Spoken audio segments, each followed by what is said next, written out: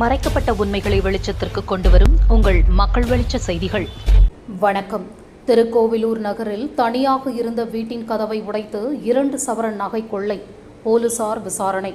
கள்ளக்குறிச்சி மாவட்டம் திருக்கோவிலூர் நகராட்சி எல்லைக்குட்பட்ட வேலநகர் பகுதியில் விவசாய நிலத்தின் ஓரத்தில் தனியாக அமைந்துள்ள வீட்டில் கதவை உடைத்து 2 சவரன் தங்க நகைகள் கொள்ளையடிக்கப்பட்ட சம்பவம் பரபரப்பை ஏற்படுத்தியுள்ளது. துபாயில் பணியாற்றி வரும் ரஃபீக் வயது 35 என்பவருக்கு சொந்தமான வீட்டில் அவரது மனைவி ஜெய்தா மற்றும் அவரது தாயார் வசித்து வந்துள்ளனர்.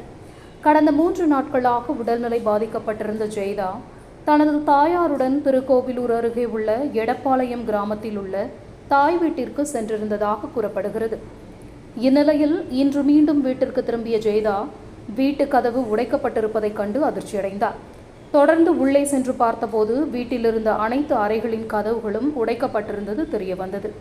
மேலும் படுக்கை அறையில் வைத்திருந்த சுமார் 2 சவரன் தங்க நகைகள் மர்ம நபர்களால் திருடப்பட்டதும் தெரியவந்தது.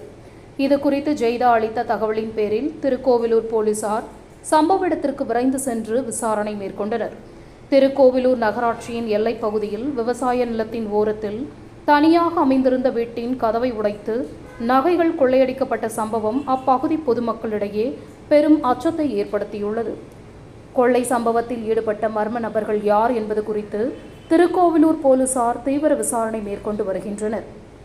செய்திகளுக்காக கள்ளக்குறிச்சி மாவட்ட மக்கள் வெளிச்சம் செய்தியாளர் முருகன். நன்றி.